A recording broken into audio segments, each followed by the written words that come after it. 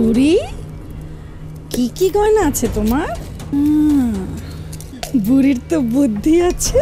হ্যাঁ, জর্দার কোটার মধ্যে টাকাটা গুনে নেই। চেয়ারম্যানই যদি না থাকে আপনাদের অস্তিত্ব কি থাকবে? কেন থাকবে না স্যার? কোম্পানির অন্যান্য মালিকদের বলবো আপনাকে সরিয়ে দিতে। যে চেয়ারম্যান তার স্টাফদের কাজের কোনো দাম দেয় না, তার ওই চেয়ারে বসে থাকার কোনো অধিকার নেই। শুধু একটা চিঠি দিলেই কি সব দায় মেটানো যায় ম্যাডাম? এই যে আমি এতদিন ধরে এই কোম্পানিকে সার্ভিস দিচ্ছি, বরখাস্তের চিঠির সাথে সেটার দাম দিতে পারবেন? জবাব চাই দিতে হবে, জবাব চাই দিতে হবে, জবাব চাই দিতে হবে। আপনি তো বেসরকারি চাকরি সবকিছুই জানেন। আমার কোম্পানি এমপ্লয়ীদের গ্র্যাচুইটি, প্রভিডেন্ট ফান্ড, ইভেন বোনাসও দেওয়া হয়। সেগুলি কি আপনার চোখে পড়ে না? চোখে পড়ার সমস্যা তো কেবল আমারও না, মিসেস রুনারও আছে। নাহলে সে কি করে পারতো আমার বিরুদ্ধে দাঁড়াতে? সাদিক, ব্যাপারটা তুমি বোঝার চেষ্টা করো। আর কোনো বোঝাবুঝি নেই। আমাদের সবার একটাই দাবি, আমাদের চাকরি ফেরত চাই, ব্যাস। আপনাদের কি সবার সাদিক সাহেবের মতো একই দাবি? স্যার, আপনার কথা আমরা অস্বীকার করছি না, কিন্তু সাদিক স্যারের কথাও যুক্তি আছে। স্যার, এই মন্দার বাজারে চাকরি গেলে নতুন করে একটা চাকরি ম্যানেজ করা খুব মুশকিল। আচ্ছা, কোম্পানি যদি লাভই করতে না পারে তাহলে আপনাদের বেতন দিবে কি করে? আমরা কোম্পানির ভালো সময় ছিলাম, এখন প্রয়োজনে আমরা অর্ধেক বেতনে কাজ করব। এই কি বলছেন? কিসের অর্ধেক বেতন? পুরো বেতনেই সবার চাকরি ফিরিয়ে দিতে হবে। এভাবে হাউকাউ করলে তো হবে না। আমি কি জনজনের সবার সঙ্গে কথা বলবো? আমি একজনের সঙ্গে কথা বলবো। বলেন আপনাদের নেতাকে। সাদিক সাহেব,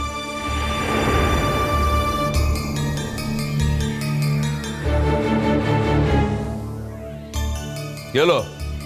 কথা বলছেন না কেন? কে নেতা হতে চান বলুন। ঠিক আছে স্যার, আমি এদের নেতা। বলুন কি বলবেন। আপনি মিটিং রুমে আসেন। মিসেস রুনা, আপনিও আসেন। এখন আসছি। সাদিক, দাঁড়াও।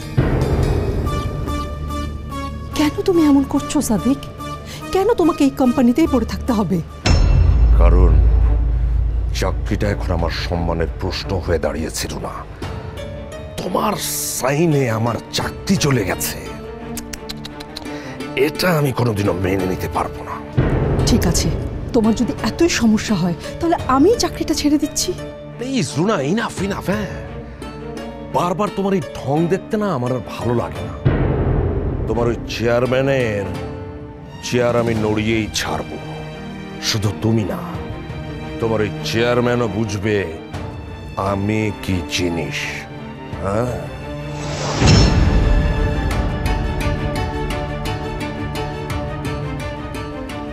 আপনারা আমাকে ভুল বুঝবেন না।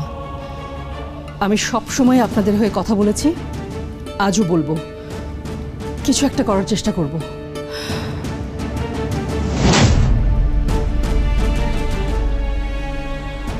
ওদের জন্য আমি স্যারের কাছে বলতে পারলেও সাদিকের জন্য আমি কোন মুখে সুপারিশ করব?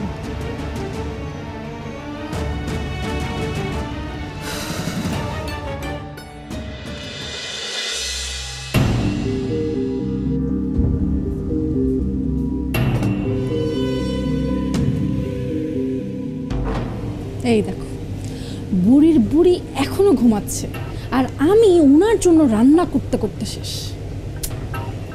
কিন্তু না, এভাবে ঘুমালে তো বাকি রান্না খাওয়াবো কি করে? তো ওঠানোর চেষ্টা।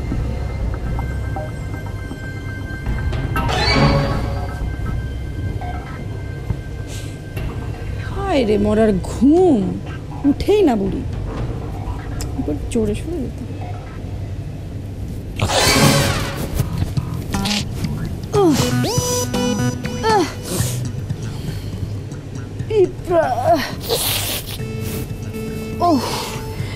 এই বিছানায় এত পিঁপড়া, আমাকে ঘুমোতেই দিল না।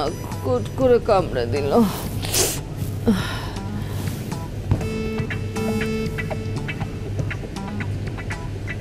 মাথাটা এরকম ঝিমঝিম করছে কেন?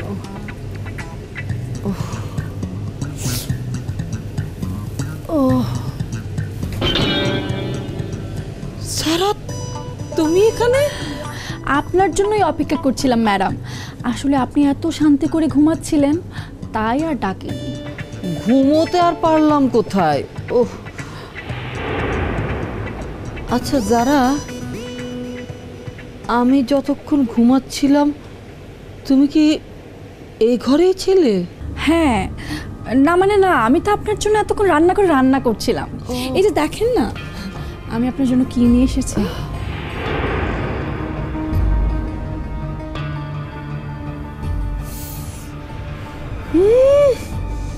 তন্দুরি চিকেনও তুমি রান্না করতে পারো? বাহ বাহ, ঝটপট খেয়ে নেন, ঠান্ডা হয়ে গেলে কিন্তু আর মজা পাবেন না। এখন খাবো না, মাত্র তো ঘুম থেকে উঠলাম। হ্যাঁ, খেতেই হবে, কোনো কথা শুনবো না। কি সর্বনাশ, কি সর্বনাশ! এই বয়সে ঘন্টায় ঘন্টায় খাবার খেলে তো আমি মারাই যাব। আর কিচ্ছু হবে না, শুরু করেন তো।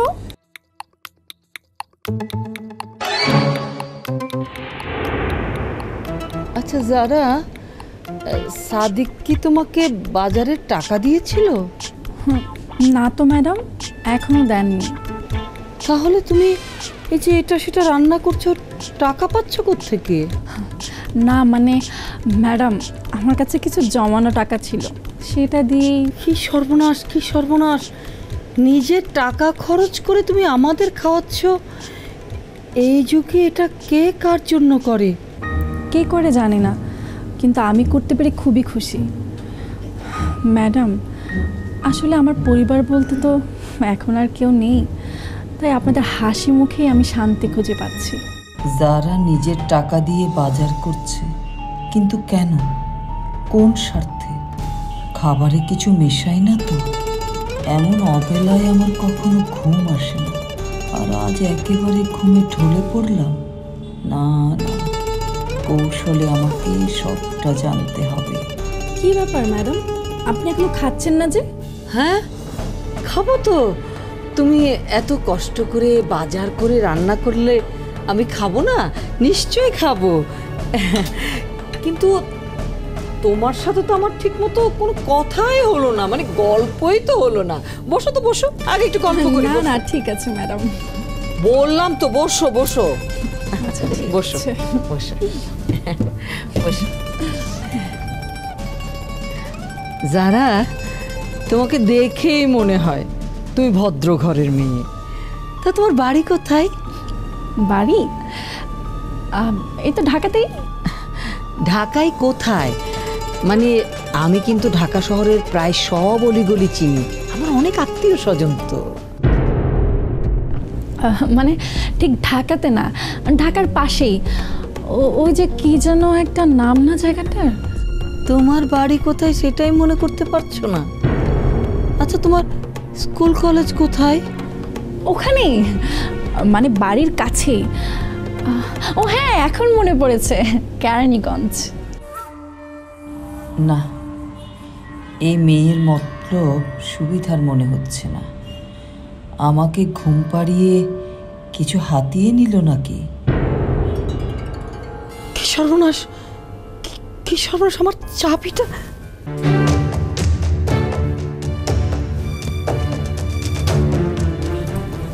পেয়েছেন? হ্যাঁ, কোথায় আর যাবে?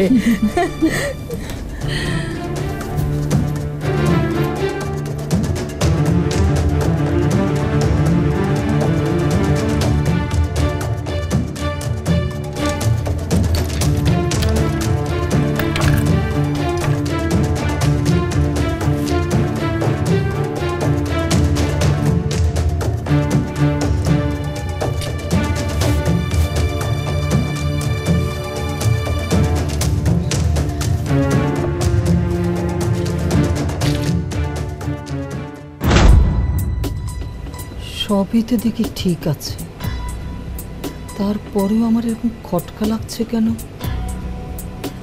মেয়েটার উপর এরকম সন্দেহ হচ্ছে কেন? ওকে তো বাসায় রাখাটা ঠিক হচ্ছে না। না বাবা, এখনই বুঝিয়ে শুনিয়ে বাসা থেকে বের করে দে। যারা সব কিছু ঠিক আছে তো ম্যাডাম? হ্যাঁ, সব ঠিক আছে সব।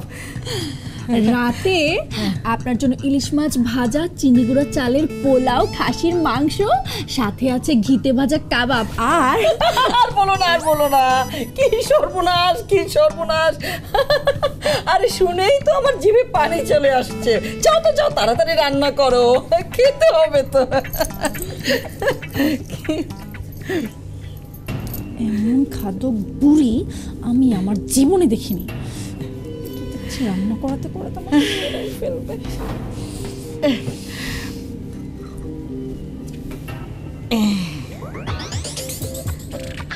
না, এটা ঝটপট খেয়ে নি।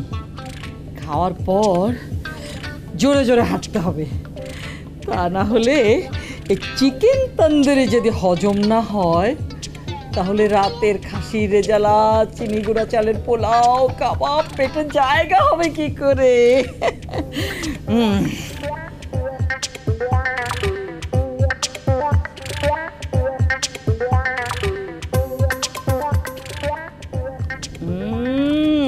আর কিছুক্ষণ পরে আমাদের প্রথম ম্যাচ হবে। তোমরা যারা আজকে খেলছো সবার নাম আমি কমিটিতে পাঠিয়ে দিয়েছি। তো শেষবারের মতো আজকের খেলার পরিকল্পনা আমি তোমাদের সাথে শেয়ার করছি। সবাই খুব মনোযোগ দিয়ে শুনবে, ঠিক আছে? Yes sir. একটু পরেই টস। ক্যাপ্টেন সাফায়েতকে বলা আছে আমরা যদি টসে জিতি প্রথমে আমরা নেব ব্যাটিং। আমরা খুব বড় রানের স্কোর করার চেষ্টা করব এবং ওদের উপর রানের প্রেশারটা দেওয়ার ট্রাই করব। এরপর আমাদের ব্যাটিংয়ে কার কি দায়িত্ব এটা আমি বলে দিচ্ছি। আর যদি স্যার আমরা টসে হাইরে ফিল্ডিং পাই তাইলে? মাশরাফি জুনিয়র কিন্তু খুব ভালো একটা প্রশ্ন করেছে। আমরা যদি টস হারি মানে ফিল্ডিং পাই তাহলে আমাদের নিয়মিত বলার সাফায়েত, আকরাম, সজীব আর সোহাগ প্রত্যেকে 4 ওভার করে বোলিং করবে, আর আমাদের পার্ট টাইম বলার ফারুক আর সাদাত 2 ওভার করে বোলিং করবে। বোঝা গেছে? আর ফিল্ডিং এর ক্ষেত্রে আমরা সবাই শতভাগ দেওয়ার চেষ্টা করব, যতটা পারি রান আমরা সেভ করব। আর প্রথম 6 ওভার যেহেতু পাওয়ার প্লে, আমরা ট্রাই করব ওদের যতটা পারি সিঙ্গেল না দেওয়ার জন্য। মনে থাকবে? Yes sir. আর যদি ব্যাটিং করতে পারি তাহলে আমাদের রান 200-র নিচে করা যাবে না। এই মাঠে কিন্তু প্রচুর রান হয়, আর ওদের বেশ কয়েকজন পাওয়ার হিটার রয়েছে যারা প্রত্যেকে 4 এবং 6 মারতে পারে। আর আমরা প্রথম যারা 3 জন ব্যাটিং করতে নামবে তাদের অন্তত 2 জনের রান 50-এর বেশি করতেই হবে। আর যদি স্যার সেটা না করতে পারে তাহলে বাকিরা তারা কি করব? এই তুই তো খেলছিস না, তো কথা বলছিস না। আহা তোমরা থামো। মাশরাফি জুনিয়র দলে 12 ম্যান হতে পারে, মানে 12 নম্বর প্লেয়ার হতে পারে, কিন্তু এই দলে তার ভূমিকা কিন্তু অনেক। আমাদের প্রথম দিকের ব্যাটসম্যানরা ব্যর্থ হতেই পারে, তখন এই দায়িত্বটা নিতে হবে আমাদের পরবর্তী ব্যাটসম্যানদের। প্রত্যেকের রান 30 থেকে 60-70 এই পর্যন্ত করতে হবে, এবং শেষ দিকে 12 বলে 30 অথবা 10 বলে 25-এর ক্যামিও খেলতে হবে। মনে থাকবে? Yes sir. সোহাগ, অলরাউন্ডার হিসেবে তোমার দায়িত্ব কিন্তু অনেক, সেটা বোলিং এবং ব্যাটিং 2 ক্ষেত্রেই। জি স্যার, বুঝতে পেরেছি। আজ আমি আমার সর্বোচ্চটা দিয়ে চেষ্টা করব। Very good. সময় হয়ে গেছে টস করার, তোমরা সবাই চলো। আর মাশরাফি জুনিয়র, তুমি পানি আর তোয়ালে নিয়ে রেডি থাকো। কি হলো এখানে হাসির কি হলো? তোমরা হাসছো কেন? যে হাসবে তাকে কিন্তু বাইরে রাখবো, একদম টিম থেকে বের করে দিব। মাশরাফি জুনিয়র 12 ম্যান হলেও সে কিন্তু খুবই গুরুত্বপূর্ণ, এবং দলের কেউ যদি অসুস্থ হয় তাকেই কিন্তু খেলতে হবে। তোমাদের কাছ থেকে এমন ব্যবহার আমি আশা করি না। চলো সবাই।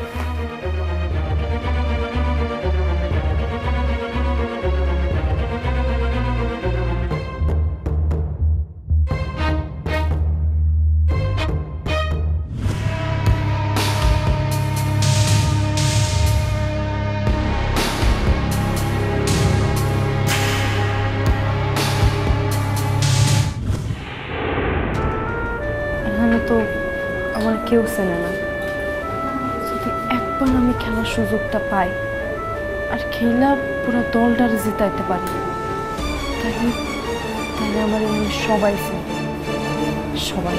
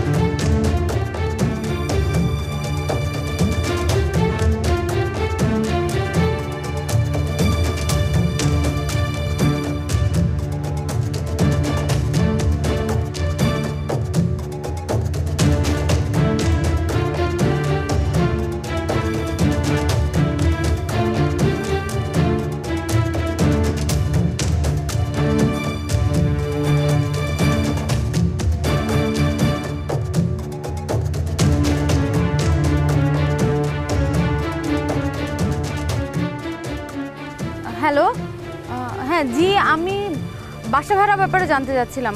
কয়টা রুম আপনাদের? 2টা বেডরুম, অ্যাটাচ বাথরুম আছে, সাথে একটা ডাইনিং, কিচেন আর ব্যালকনি। আচ্ছা, আপনি কি বিবাহিত? তো আমি বিবাহিত? না না, অসম্ভব। তাইলে সরি, আমি ব্যাচেলর ছেলে মেয়েদের বাসা ভাড়া দেই না।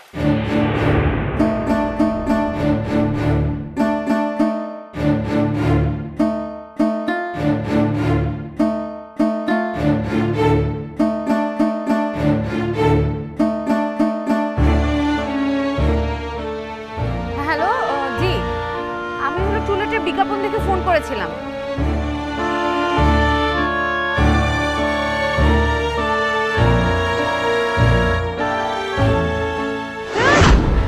বিবাহিত না হলে তো দেখছি কেউ বাসা ভাড়াই দেবে না। কি করব এখন?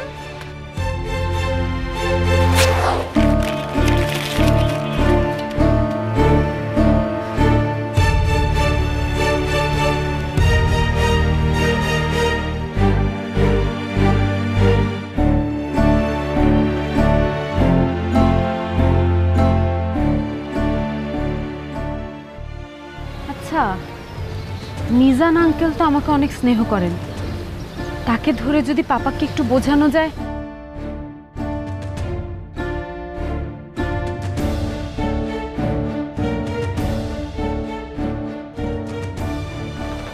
আঙ্কেলকে আমার নাম্বার দেখিয়ে ধরছে না, অন্য নাম্বার থেকে কল দিয়ে দেখি।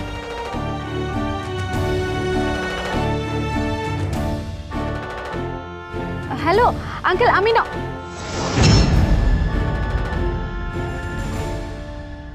গলা শুনেই ফোনটা কেটে দিল। সেজন্যই বলে বিপদে পড়লে মানুষ চেনা যায়। আমি তখন চারপাশে কেবল অন্ধকার দেখছি। সব কিছু হয়েছে ওই মিসেস রুনার জন্য। এই বিরক্তিকর মহিলা তো এখন ঠিকই এসি রুমে বসে বাতাস খাচ্ছে, আর আমি এখানে এই গরমের মধ্যে ধুলাবালি খাচ্ছি। আপনি রিজাইন দিয়ে সাদিক সাহেবের জন্য জায়গাটা ছেড়ে দিন।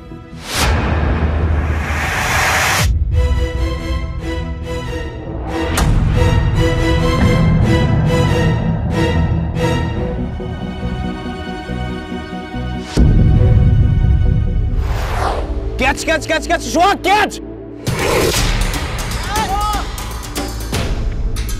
আরে এই ছেলে, এদিকে আয়। দাঁড়িয়ে কি দেখছিস? মাথা মুছে দে।